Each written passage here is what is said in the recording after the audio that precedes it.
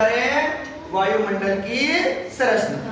क्या सिखा रहे हैं? वायुमंडल की तो संरचना। ये हमारी पृथ्वी है। हमारी पृथ्वी के 0 से 10 किलोमीटर तक इसे बोलते हैं क्षोभमंडल। क्या बोलते हैं? क्षोभमंडल। तो सारे बादल बनना, आपके बादल, बरसात, ओला, है ना, सारा कुछ कोहरा इसी में अंदर होता है। इसके अंदर क्षोभमंडल के अंदर ये इसकी एवरेज जो चाहिए 13 किलोमीटर जनरल गैस मानते हैं। तो आपका जो हिमालय पर्वत का माउंट एवरेस्ट है वो भी लगभग यहाँ तक है ये। ओके, उसके बाद क्षोभमंडल के बाद आती है आपकी समताप मंडल। कौन सा आता है? इसकी दूरी है 10 से 50 किलोमीटर, है ना। तो समताप मंडल में कोई वायु नहीं होती, इसलिए कि आपने आपके प्लेन इसके अंदर उड़ते हैं, एरोप्लेन, ताकि हवा का घर्षण कम से कम हो जाए। दूसरा है, इसमें सबसे जो महत्वपूर्ण चीज है वो इसमें है ओजोन परत।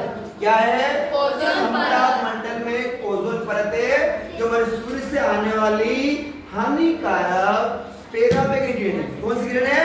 पेराबैंगनी किरणें से हमारी रक्षा करती है। तो जब ओजोन परत है O3 गैस तो इसमें छनकर आती है, तो पृथ्वी पर रहने वाले किसी भी जीव जंतु, पेड़ पौधों को नुकसान नहीं होता है। लेकिन आजकल क्लोरोफ्लोरोकार्बन के उपयोग से, किससे? क्लोरोफ्लोरो, कौन सी? क्लोरोफ्लोरोकार्बन के उपयोग से ओजोन परत क्या पड़ गया? छेद पड़ गया, जिससे किरणें सीधी हमारी पृथ्वी पर आ गई है, जिससे अनेक प्रकार की दुविधा में हम पड़ गए हैं। इवन यहाँ तक कि इन किरणों से जो ऐतिहासिक इमारतें हैं, जैसे ताजमहल, उसका कलर भी अब चेंज हो रहा है। बहुत सी विश्व उष्ण ग्लोबल वार्मिंग बढ़ रही है, अम्ल वर्षा हो रही है और हमारे जीवन पर एक तरह से संकट मंडरा रहा है।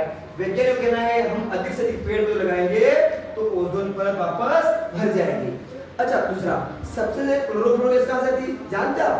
जो अपने घर में है ना, आपका फ्रीज, रेफ्रिजरेटर, एसी, उनके उपयोग से इस ओजोन परत में छिद्र पड़ जाता है। छिद्र पड़ गया मतलब वहां से क्लोरोफ्लोरोकार्बन आपके निकलती है। तो ये है हमारे समताप मंडल में कौन सी परत है? ओजोन परत। ये हमारी रक्षक परत है, जीवन रक्षक, इससे हमारे जीवन की रक्षा होती है। ठीक है, क्षोभमंडल, समताप, उस पर 50 से 80 किलोमीटर, इसे बोलते हैं मध्य मंडल। क्या बोलते हैं इसको? मध्य मंडल।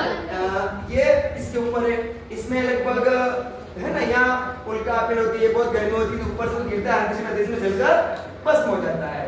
फिर मध्य मंडल से ऊपर मतलब लगभग 80 से लगभग 400 किलोमीटर तक, इसे बोलते हैं बाह्य मंडल। इसमें हमारे रेडियो तरंग के संचार होता रहता है। और फिर इससे ऊपर इसे बोलते हैं बहिर्मंडल। इस प्रकार से हमारे वायुमंडल की संरचना है। समझ गए? एक बार से देख लो शॉर्टकट में। सबसे नीचे कौन है? क्षोभमंडल। बरसात होना, कोहरा होना, सब इसके अंदर चलता है। फिर इसके ऊपर कौन है? समताप मंडल। फिर उस पर कौन है? मध्य मंडल।